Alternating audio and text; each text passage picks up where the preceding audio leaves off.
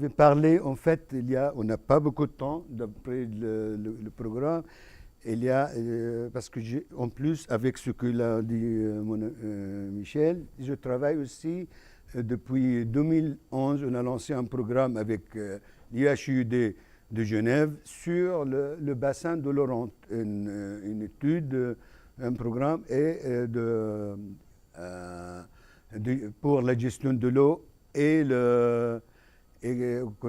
faire aussi une database sur le bassin de l'Oronte. Et pour le post-conflit, et qu'on est en train de préparer un autre programme maintenant pour soutenir la société civile dans le post-conflit. On essaye de faire quelque chose parce que avec ce qui se passe maintenant, on ne peut pas rester les mains croisées. Comme chercheur, on a aussi un devoir de continuer de travailler. Pour ça, je suis resté en Syrie jusqu'en 2015. Je travaille sur le terrain malgré le problème, mais alors on a un devoir comme citoyen syrien et aussi comme chercheur. Donc là, je vais vous parler donc de l'Oronte, mélanger un peu parce qu'il y a beaucoup de choses à montrer. Peut-être il y aura des ruptures, mais je vais essayer de faire une présentation le plus possible homogène. Mais en venant ici, j'étais surpris, je vais vous parler de l'Oronte. C'est un fleuve, pour nous c'est un fleuve en Syrie. Alors là, quand je suis venu ici, je passe Saint-Laurent. Qu'est-ce que je vais parler de l'Oronte devant le gigantesque Saint-Laurent? Il y a déjà une grande différence. En débit, c'est 1000 fois plus. En surface, c'est encore 100 fois plus. La seule chose qui est proche un peu relativement, c'est le nombre de la population qui en bénéficie. C'est-à-dire, ici au Québec, il y a environ 8 millions et plus d'habitants. Dans le bassin de l'Oronte, il y a 5 millions. Mais seulement, je veux vous dire une chose, comme quelqu'un qui a soif dans le désert perdu, il n'a pas besoin d'une rivière, il a besoin d'un verre d'eau. Donc l'Oronte, pour nous, c'est le verre d'eau pour l'assoiffé de désert.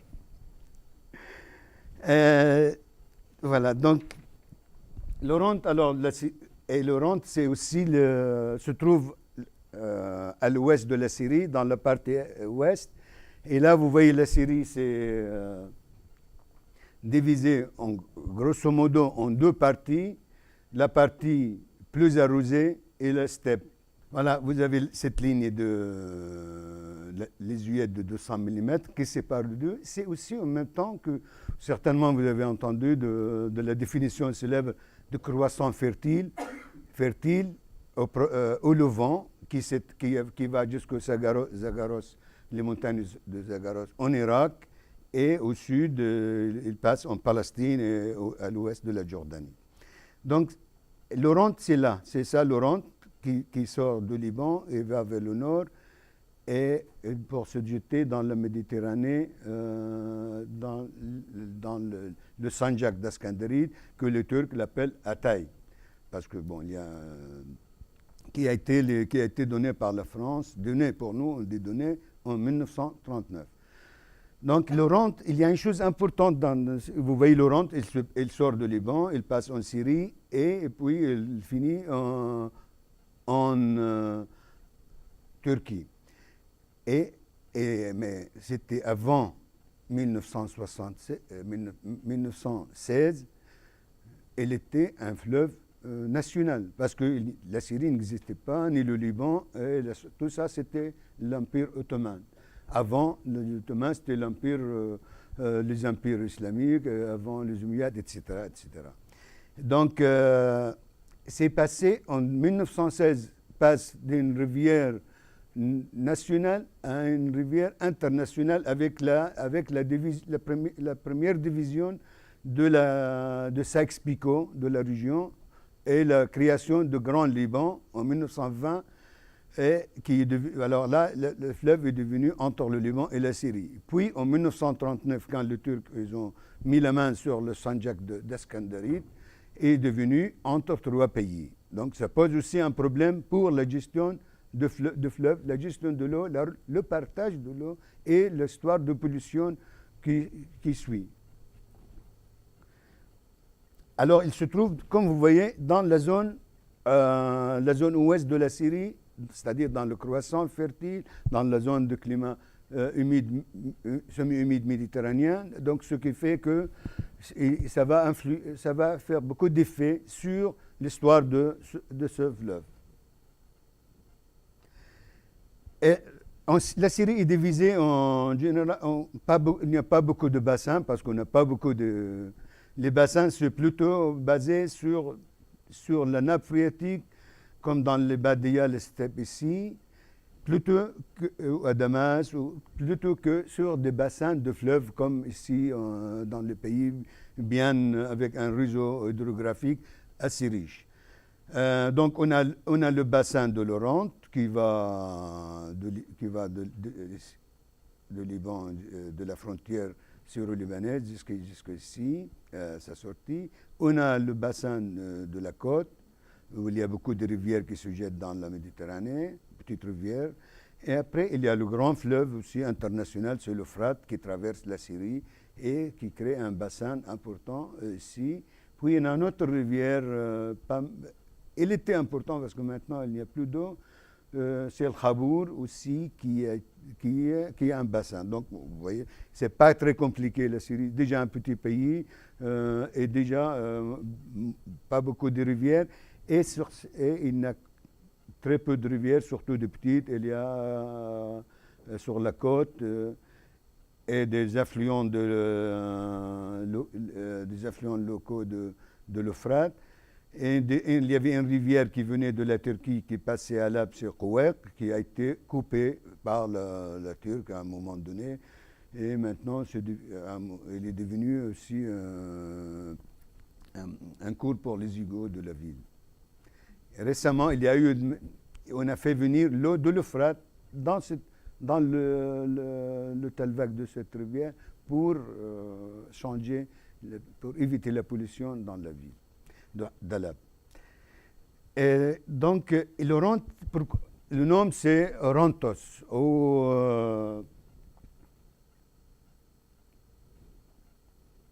C'est Orontos en anglais, Oronto en français, et en arabe c'est Al-Asi ou Al-Arnat. Arnat, c'est venu du nom étranger ancien, l'Oronte, Arnat. Mais le mot réel maintenant, on dit Al-Asi. Al-Asi, ça veut dire en arabe le rebelle.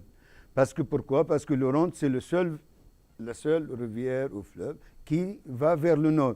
Tous les cours d'eau en Syrie vont vers le sud ou l'est pour Barada à Damas, sauf l'Oronte qui va vers le nord, donc c'est rebelle. Et maintenant, quand on parle de mot rebelle, il y en a plein de rebelles maintenant. Il n'y a pas seulement l'Oronte.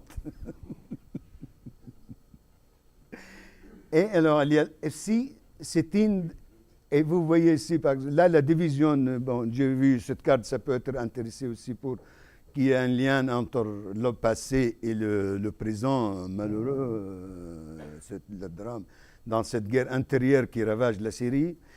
Et les guerres intérieures pour nous, il y a aussi, c'est la guerre des autres aussi sur le territoire syrien.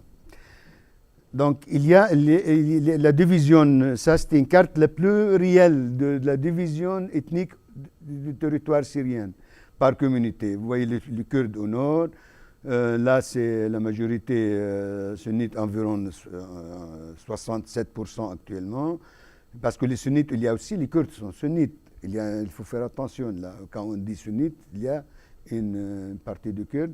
Il y a aussi la côte, c'est la communauté alaouite qui se trouvait à la montagne au début, parce que c'était un abri à l'époque, pendant le chaos, la fin de l'Empire ottoman. Alors ils étaient persécutés, ils sont allés vivre dans la montagne, puis ils sont descendus après l'indépendance sur la côte. Et il y a aussi les Druzes qui sont venus aussi dans cette région qui s'appelle la montagne arabe, Jabal al-Arab. Et il y a d'autres petites communautés comme les Ismaéliens dans la région ici, c'est ma ville natale de Salamiyé.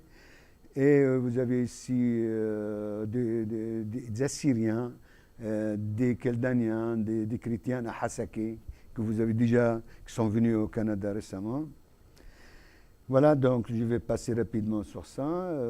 C'est aussi notre... Et on voit l'Oronte aussi, c'est assez important parce que le bassin de l'Oronte regroupe presque toutes les communautés. Donc c'était un espace de tolérance pendant longtemps et jusqu'à presque, c'est-à-dire jusqu'à maintenant de toute façon, mais sauf avec cette guerre qu'il y a eu une certaine variation. Mais c'était une tolérance, un espace de tolérance, de mélange de toutes les communautés.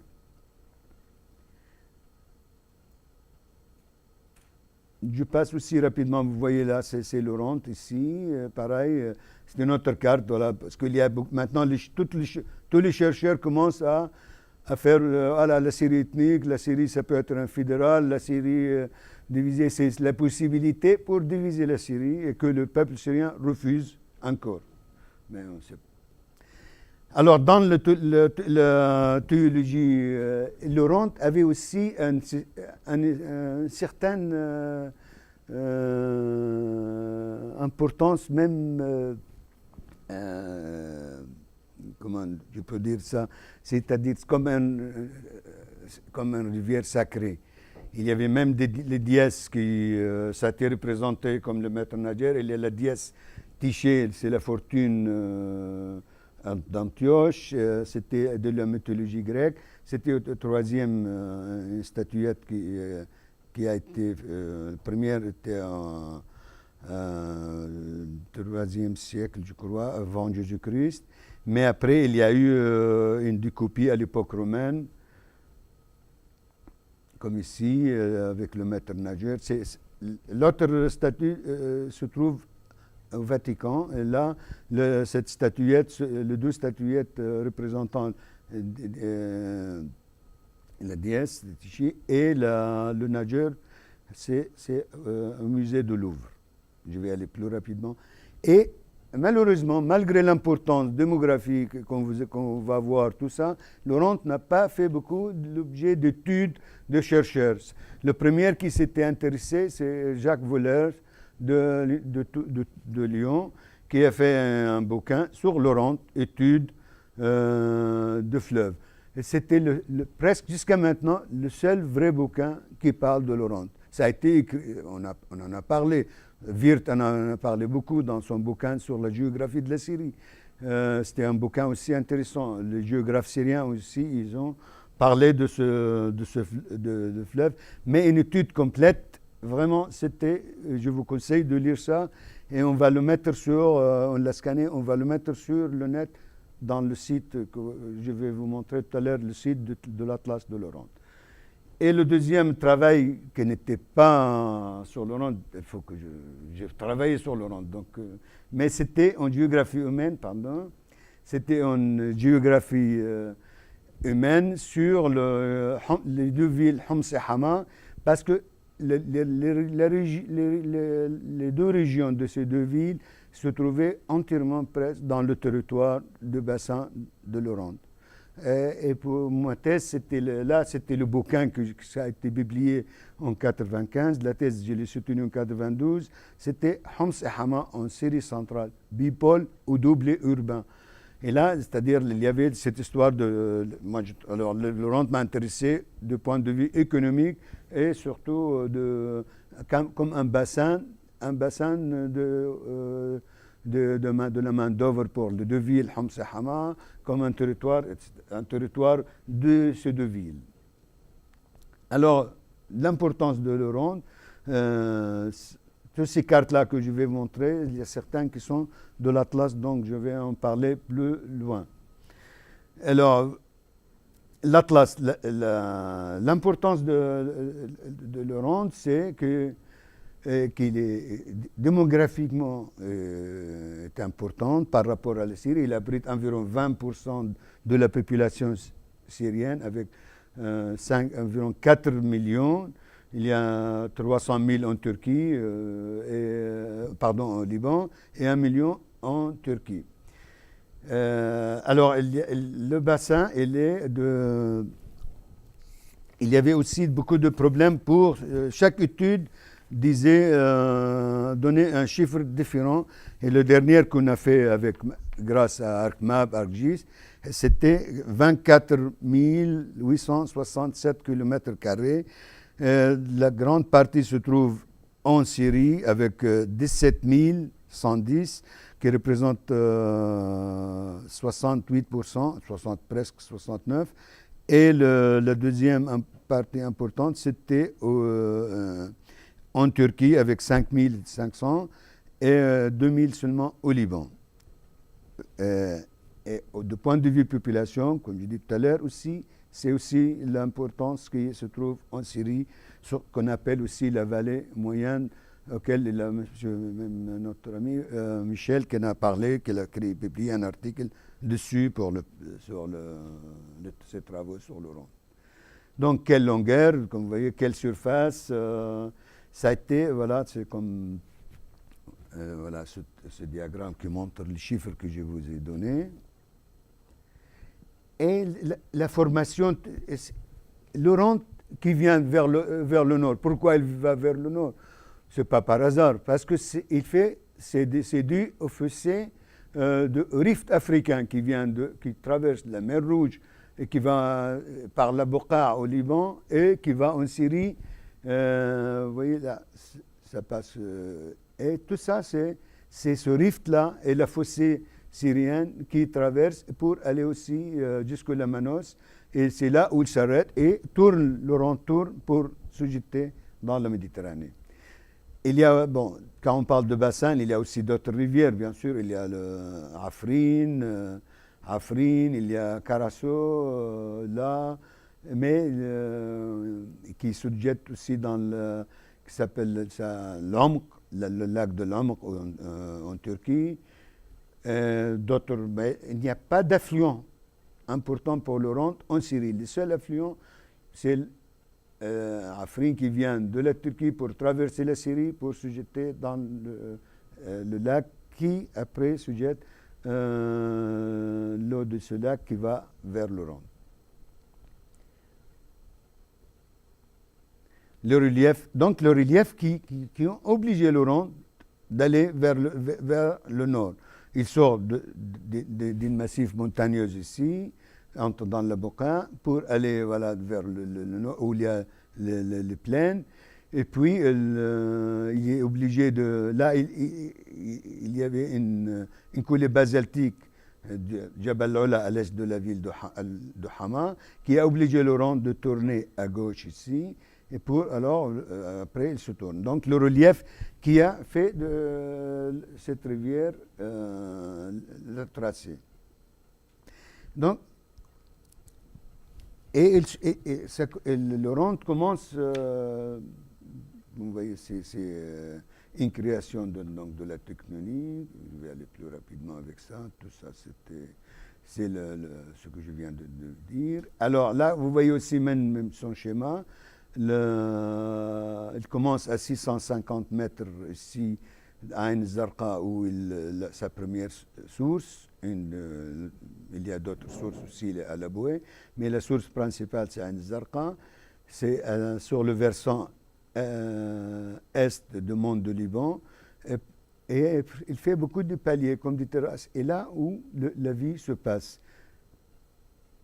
vers Homs, ici, vers Hama ici, dans l'Orab ici, en Turquie ici, puis c'est la Méditerranée. Donc le Rhône, en fait, commence en plusieurs formes.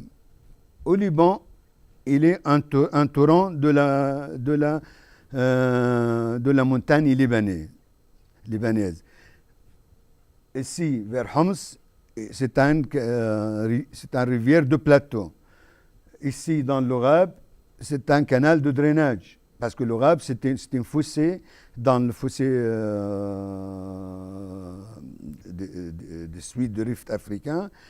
Et cette fossé était un lac et des zones marécageuses et plein d'eau. Donc, il déverse ici, après à Karkour, ici, il y a un seuil. Ce seuil qui a aidé, quand on a cassé le seuil, on a pu assécher les zones marécageuses d'Orab. Puis il va dans l'Amq, Puis il devient une rivière méditerranéenne après Antioche pour aller se jeter sur la Méditerranée. Donc, il y a une chose intéressante dans l'histoire de l'Oronte ou c'est que vous voyez ici l'Oronte sort, c'est une petite source autour d'Ain Zarqa, c'est une source d'un débit très faible de 11 mètres secondes et avec un apport aussi de la source de Laboué ici. Il entre en série avec 13,5 mètres cubes secondes. Mais il sort de la série avec 40 mètres cubes secondes. Parce que ici dans le massif, il y a beaucoup de sources, que vous voyez ici, ces points ronds, des sources qui se jettent dans l'Oronte. Ils ne font pas des rivières, mais ça peut être seulement pendant l'hiver. Mais il y a aussi le fossé de Rab. Le Rab, c'est là, ce qui devient plein d'eau pendant l'hiver, plus d'eau qu'on était. Et ça, pour ça, on a dit que l'Oronte, c'est un canal de drainage de Rab. Il y a aussi ce qui aide aussi le climat, parce que vous voyez cette carte climatique de la Syrie montre que l'Oronte se trouve dans une zone mieux arrosée que le reste de la Syrie. Pour ça, on a parlé qu'on l'a intégré dans le croissant fertile syrien. Même dans l'utilisation de sol, il y a plus de cultures. Grâce à l'Oronte, aux eaux de l'Oronte, il y a des cultures irriguées.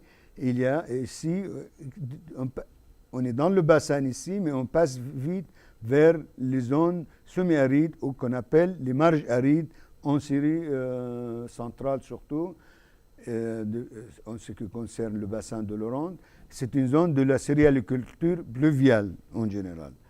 Et quand il y a l'agriculture, il faut irriguer. Donc, je reviens, vous voyez le croissant fertile, je ne vais pas répéter ce que je viens de dire. Les zones les mieux arrosées, on est autour de entre 400 et 600 mm de précipitations annuelles dans une région semi-aride en Syrie. En général, la moyenne, par exemple, on passe vite ici, on est à 1000 sur la montagne, qui capte, c'est le problème, on est à l'ombre de pluie qu'on appelle rain shadow derrière. Alors on passe de 1000 mm ici et sur 150 km seulement, on est à 100 mm à Palmyre. À Palmyre ici dans ce coin-là.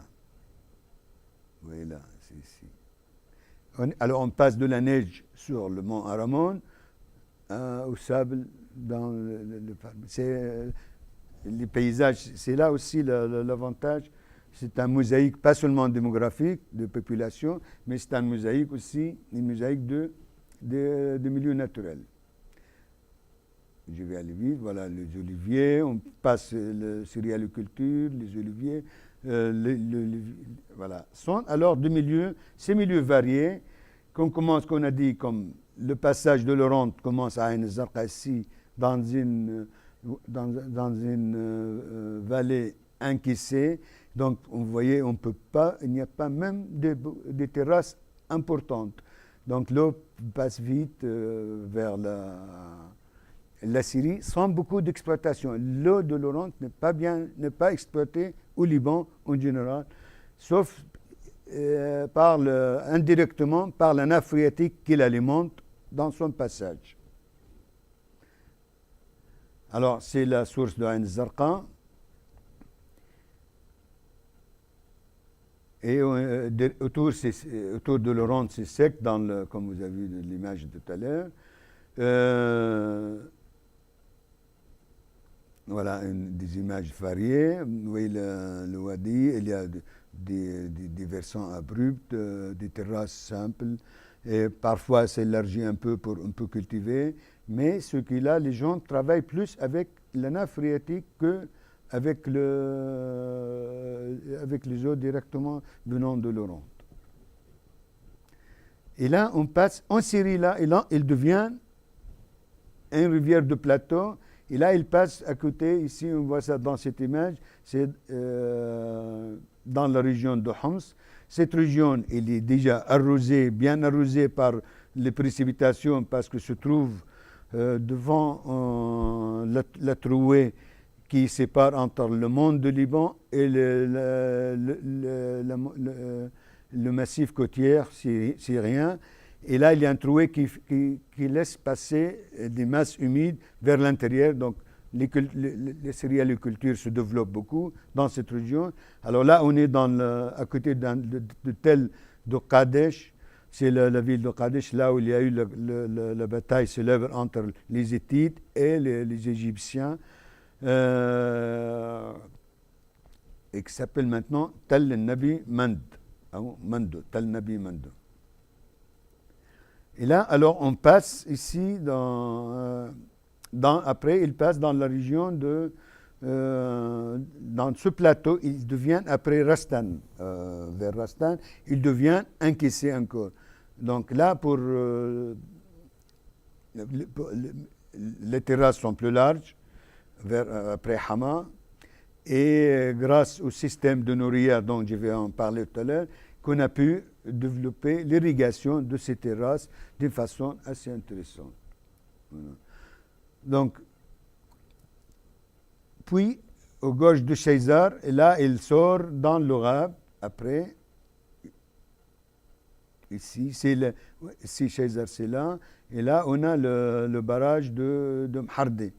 Il est très serpenté, ici, dans la rivière, mais encaissé, toujours. Bon, César, c'était une citadelle du IIe siècle qui a été... c'était la dernière limite au sud, dans le bassin de l'Oronte de croisade, quand ils sont allés en allant vers le sud, vers le Liban, vers Baalbek. Et là, ils ont assiégé plusieurs fois cette citadelle mais n'ont pas pu la contrôler.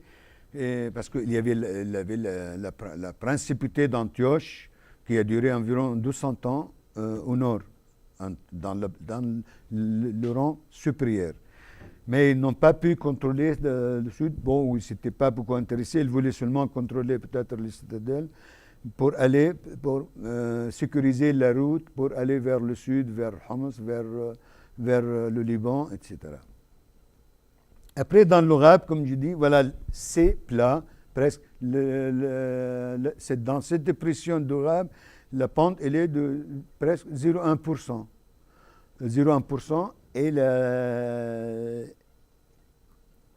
la rivière coule lentement. Et toutes ces zones sont souvent marécageuses avant la fin des années 60. Quand on a fait le projet dont on va peut-être passer tout à l'heure en vue rapidement. Voilà, il y a donc dans ce bassin, alors on voit beaucoup pour le peuplement, et comme il y a de l'eau, dans une zone semi-aride, ou zone avec le climat méditerranéen, avec une période sèche entre presque mai et octobre. Il faut de l'eau pour vivre pendant l'hiver, pendant l'été. Et là, donc l'eau est primordiale pour la vie. Et donc le peuplement, c'est bien sûr, il va suivre l'eau. Où se trouve l'eau, ils vont, avant d'avoir les technologies pour exploiter les nappes phréatiques. Donc là, on a cette histoire aussi, cette zone, l'Orente, et depuis le préhistoire, ça a été peuplé. Du fait qu'on a beaucoup de sites importants, dont le site de Al-Acharné, sur lequel travaille M. Fortin, et le site de Qatna, sur lequel on a découvert un royaume, le royaume de Qatna, ici, au nord de Homs. Et il y a aussi, même Homs, c'était une ville, un cité-État de l'époque de l'âge de bronze. Hama pareil. Il y a aussi Apamé, qu'on connaît, que tout le monde en parle aussi, qu'on connaît bien. Il y a aussi Antioche au nord. quand on va sur le terrain, entre le tel et le tel, il y a un tel. C'était une zone peuplée toujours, depuis l'Antiquité. Donc pour ça, par exemple, quand on parle, l'autre fois, j'ai fait un papier sur le peuplement de Bassam pendant l'époque islamique. J'ai trouvé que presque ça a été saturé en ces deux peuplements, mais il y a eu des développements à l'époque, depuis l'islamisation de la région, en 635, il y a eu une extension, changement de fonction des villes, d'autres formes d'installation de routes, etc. Mais des sites sédentaires, c'est surtout pendant, presque à l'époque byzantine, pendant la paix célèbre entre le 5e et le 7e siècle, il y a eu beaucoup de peuplement dans cette région. Donc même les tels sur lesquels qu'on a dans la prospection archéologique qu'on a fait avec le groupe qui dirigeait M. Fortin, et là, regardez le nombre de sites, pas seulement sur le bord, sur le cours, à côté du cours d'eau, mais sur le plateau. Et si vous ne voyez pas de sites ici, parce que c'était une zone marécageuse qui n'existait pas. Donc il y a le peuplement remarquable contemporain, c'était dans les années 60, avec l'assèchement durable et qu'il y a eu des installations de villages, des paysans qui ont bénéficié de la distribution de terres. Et là, par exemple, ici, jusqu'au XVIIIe siècle, on voit que l'Oronte représentait la limite entre la steppe et la zone agricole ou sédentaire, qu'on appelait en Syrie Al-Ma'moura, ou Mamoura, et ici la Badia ou les steppes. Et c'est la limite, d'après Norman Lewis, qui a fait une étude bien détaillée sur le settlement in Syria and Jordan between 1918 and 1980. Il a fait une étude importante, et je vous aussi conseille de la consulter si ça vous intéresse, l'histoire du peuplement de la région. Et là, c'est à l'époque, seulement après, à l'époque ottomane, que les Ottomans ont encouragé les gens pauvres aussi, surtout les petites communautés, les Alaouites, les Ismaéliens, d'aller s'installer à l'est de l'Oronte en les encourageant en donnant plus de terres à la famille par rapport à ce qu'ils avaient, en donnant aussi de l'aide financière pour s'installer, en les aidant aussi à ne pas exempter des impôts, ne pas faire le service militaire. Surtout faire le service militaire à l'époque ottomane, c'est mourir. Comme maintenant les jeunes syriens, faire le service militaire, c'est la mort. Donc, et là, il y a aussi même des Tcherkasses, des Caucasiens, pendant la guerre avec la Russie, qui sont venus s'installer, et les Ottomans, ils ont créé ici, comme les Miss romains, ils ont créé d'abord mise en valeur des terres abandonnées, des pâturages sous le contrôle de tribus. C'était pas vide, c'était pas des zones vides, bien sûr. Il y avait toujours des tribus qui parcouraient la région depuis l'Antiquité jusqu'à aujourd'hui. Et alors des tribus qui parcouraient ces régions.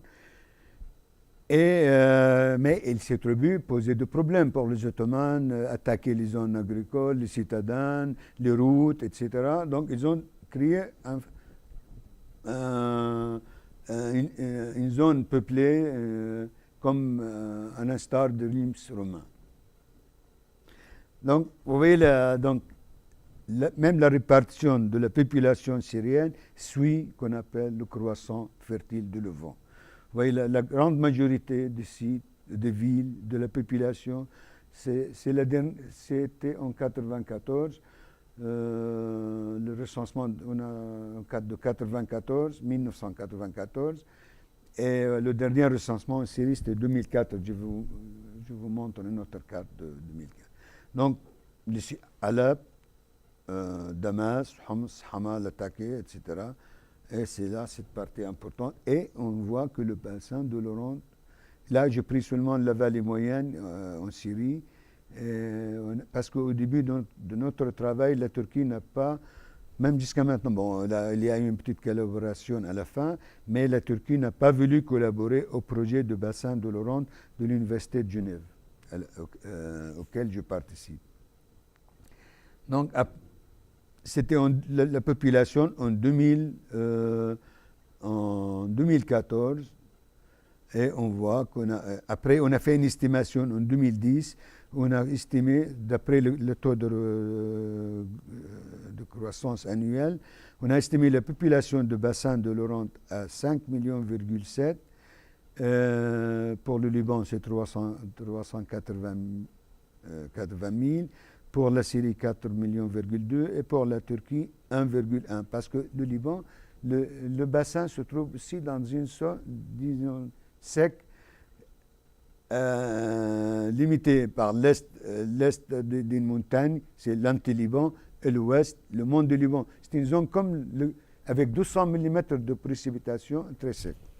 Donc la population, c'est toujours, voilà, la densité la plus importante, c'est autour de villes, c'est une zone aussi dense d'habitat, sauf ici dans la montagne de Qalamon, au nord de Damas, mais parce que le bassin commence au nord de Damas, à Yabroud, où il y a beaucoup d'aménagements, donc je vais passer par ça. Alors, ce travail que nous avons fait, ça a été dans le cadre donc d'un projet sur le bassin de l'Oronte, sur la gestion de l'eau et l'efficacité de l'utilisation de l'eau dans les zones arides.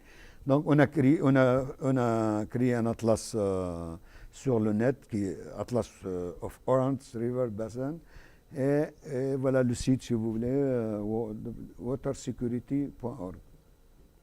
Voilà une carte, c'est le bassin, overview du bassin. Avec les partenaires sont l'UHUD et l'Institut de technologie de Lausanne, l'Université du Neuchâtel, surtout pour l'eau. Et ici, alors aussi, à Montpellier aussi, il y a aussi la collaboration importante pour le Liban, c'est avec le Centre libanais de recherche agricole. L'ARI qui s'appelle. Après, il y a le Litani, parce qu'il y a la rivière de Litani qui va vers le sud, mais il y a l'office de la gestion de Litani s'occupe aussi de l'Oronte. Donc, le domaine de recherche était surtout la topographie, l'hydrologie, la climatologie, l'archéologie, démographie, agriculture. Et on est en train de tout ça, maintenant, on a fait l'atlas, mais on est en train maintenant de préparer un bouquin qui va sortir avec des bouquins avec la participation de plusieurs spécialistes dans ce domaine, de l'Antiquité jusqu'au contemporain, sur la politique, les institutions, sur le water management, sur la pollution, etc. C'est l'Institut libanais de développement agricole qui essaie de développer la région de Bouqa au Liban, parce que c'est une zone semi-aride et ils font beaucoup de recherches pour développer cette région. Alors, là, il y a, pour la topographie, on en a déjà parlé, donc c'est une topographie compliquée. Mais il y a depuis 1100, le dernier tremblement de terre, c'était en 1157, qui a détruit Apamé, César, Citadelle. C'était le dernier événement, disons, naturel. Depuis, on a de petits tremblements de terre. Donc, il y a un peu plus stabilisé la région. Mais il n'est pas stable. Le problème de l'eau existe, surtout la question de l'eau, et surtout avec la crise actuelle, parce que le problème, ce débit, il y a beaucoup de populations, comme vous avez vu dans l'Oronte. Il y a des villes, il y a des industries. Il y a à Homs, à Hama, il y a beaucoup, c'est l'espace agricole, il y a plus de 200 000 hectares irrigués. Donc tout ça a besoin de l'eau. Donc il y a un problème de l'eau, et surtout avec la guerre actuelle en Syrie, la crise est devenue insupportable, et surtout pour l'eau potable pour la population. Donc vous trouvez dans l'Atlas une carte, cette carte qui présente les zones où il y a un problème d'eau, surtout là où c'est foncé, et tout ça, ces zones-là, il y a un problème d'eau potable et que les gens sont obligés de creuser des puits. Donc ça a aussi affecté la nappe phréatique, il y a beaucoup de puits taris. Maintenant, les gens achètent, par exemple, chez nous, ici, à Salami, on achète l'eau avec les citernes. Et l'eau de citerne n'est pas aussi bien contrôlée. En plus, c'est cher aussi pour les gens avec le problème de la guerre. L'économie est devenue aussi inaccessible pour beaucoup de monde. Et là, on a essayé dans l'Atlas aussi, vous allez voir, d'actualiser des problématiques avec ce qui se passe actuellement, comme cette carte qui présente le déplacement de la population, c'était en février 2014. Mais comme le déplacement, il y a beaucoup, alors on a fait une carte qu'on va la publier bientôt de 2015 et on fera une autre pour 2016. Il y a beaucoup de mouvements de la population, mais il n'y a la seule stabilité de la population, c'est surtout dans la ville de Hama et dans les zones contrôlées, toujours par le régime, comme ici à Salamiye, ou comme à Nabek, ou à Yabroud, qui a été repris par le régime il y a 2 ans. Et si ces villes sont aussi des zones d'exilés intérieurs, parce qu'il y a le déplacement de la population syrienne a touché presque 12 millions d'habitants sur 22, plus que la moitié. 4 millions sont à l'étranger, mais le reste sont déplacés à l'intérieur de la Syrie. Ça peut être dans la même ville, dans des quartiers qui sont plus contrôlés par le régime, ou dans d'autres villes, comme par exemple la ville de Salamiye, où il y a, comme j'ai fait une étude dessus, il y avait 70 000 habitants, maintenant on a 150 000 habitants, donc qui ont besoin d'eau. Le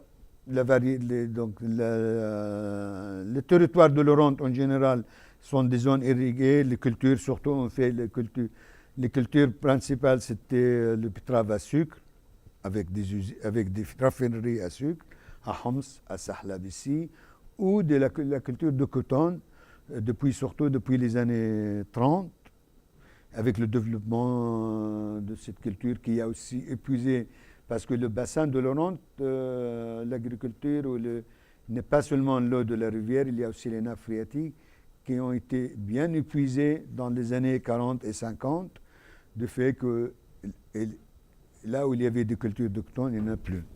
Donc vous voyez la différence entre,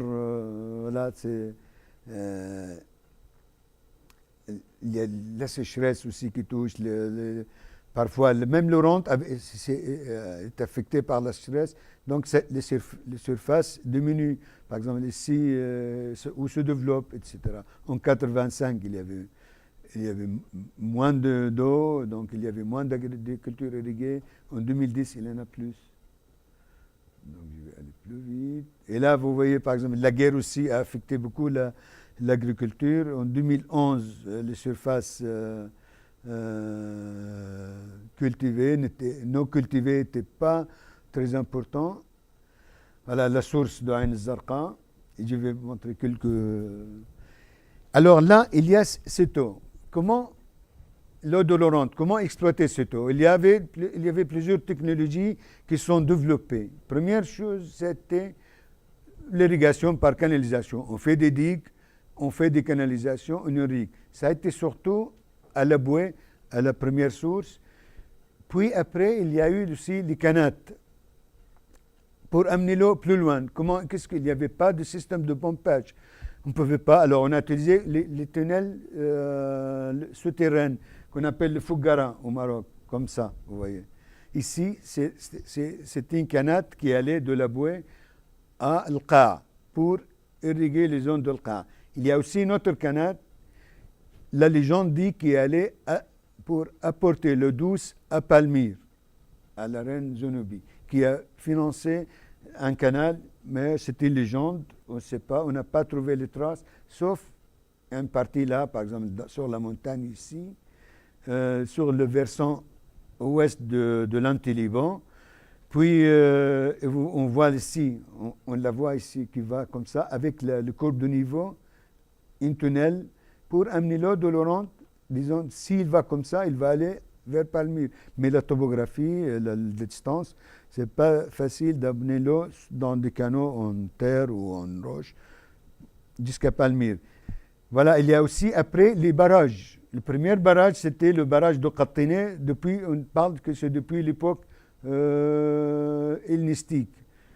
Et voilà, c'est le barrage, il est toujours là. Il a été rehaussé, c'était c'était lors du passage de Van Berchem en 1899. Le barrage était plein, c'était en avril, parce qu'après la fonte de la neige au mont de Liban. Et là, c'était un barrage intéressant qui a permis à l'irrigation des jardins de l'Oronte célèbres qu'on trouve à Homs et à Hama. Voilà les canaux de drainage. Après, quand la rivière est encaissée dans les vallées, pour irriguer les terrasses ou les hauteurs, il faut pomper. Mais il n'y avait pas de motopompes, donc on a créé le système des nourrias, les roues, on a Villers a censé environ 120 nourrias dans le bassin de l'Oronte et surtout la zone jusqu'à Hama, avant que l'Oronte serpente et va dans l'Orab, parce qu'après c'est une zone marécageuse.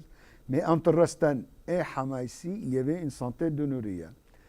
Voilà le système de nourrias ici. Et toujours les nourrias, c'est lié à un moulin, à un khan, parce que c'est la route aussi. L'Oronte était une rivière. Voilà, par exemple, comme ici, vous voyez, il y a la route ancienne, avant la route actuelle, le khan, le moulin, le Nouria et la ville de Rastan sur le plateau. Et là, à Hama, donc l'eau utilisée pour l'irrigation, mais elle est aussi utilisée pour la ville. Là, ici, c'est aussi toujours dans le monde rural pour irriguer les cultures. C'est ici dans la ville pour la population, pour l'eau potable. C'est Hama, pareil, c'était en 1899, Van Berchem qui a fait cette photo magnifique de la ville de Hama et cette partie qui a été détruite pendant les événements de 1982. Et voilà, c'est la même place actuellement. Et là,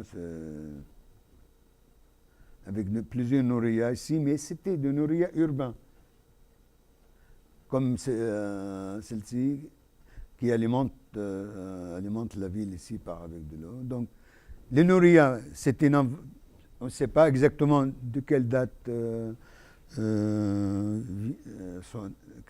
sont nées, mais on sait, on a une mosaïque d'Apamé qui remonte au 5e siècle, qui montre une nourria avec sa base.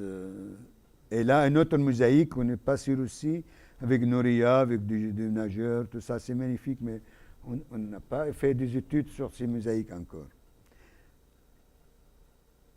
Alors, les jardins de l'Oronte, vous voyez, ça, c'était des jardins irrigués par l'Oronte, à Homs par les canaux. Il y avait quelques nourrias, mais surtout, c'était des nourrias urbaines pour l'eau potable. Mais à Hama, surtout, c'était des nourrias et pour irriguer les terrasses et de là-haut, parce que les terrasses sont comme ça, mais on ne peut pas monter l'eau, donc il faut l'envoyer plus loin pour qu'il revienne avec les canaux de nourrias. Puis après, les nourrias, c'était ce qui était important avec les nourrias, c'était une gestion collective de l'eau. C'était la communauté urbaine ou la communauté rurale qui organisait l'irrigation, qui organisait le partage de l'eau. Tandis avec la fin de nourrias et l'entrée de la motopompe, on est passé à la gestion individuelle de l'eau avec les motopompes qui ont remplacé les nourrias. Directement, c'est dans l'Orab, ici, pas avant l'Orab, pardon, au nord de Hama. Et là, il y a une pompe pour irriguer les terrasses là-haut. Là, on est à Antioche. Voilà une conclusion. Alors, donc, je vais la lire parce que peut-être c'est Conclusion, en effet, ce qui caractérise avant tout dans le pays de l'Oronte, c'est la complémentarité entre l'ouest et l'est, entre le littoral levantin et les vastes espaces de steppe plus ou moins arides de l'intérieur des terres qui trouvent l'expression de sa complexité dans le concept de croissance fertile. L'Oronte s'intègre complètement dans cette région si particulière qui s'étend, comme son nom l'indique, en forme de croissant de la Palestine au piémont de Zagros, en passant par la Jizéré, c'est dans l'Euphrate, à l'est de la Syrie. Ainsi, le bassin de l'Oronte représente-t-il une entité géographique unique au Proche-Orient grâce à cette complémentarité. Ces trois grandes entités sont intrinsèquement liées parce que complémentaires hier comme aujourd'hui. Le bassin de l'Oronte en est le centre névralgique. Il correspond à un espace privilégié offrant de vastes surfaces cultivables et des précipitations suffisantes pour assurer les cultures pluviales tout en bénéficiant de la présence d'un fleuve pérenne avec ses capacités d'irrigation et son débit relativement constant. Ces eaux, bien que peu abondantes, mais sont régulières, n'ont pas seulement créé les jardins sur l'Oronte, mais aussi des espaces irrigués suite aux aménagements anciens et surtout modernes. Le projet de Al-Acharneh Ghab dans les années 1960 représente la dernière phase de peuplement dans une région qui a toujours été le pays des villes. Merci beaucoup.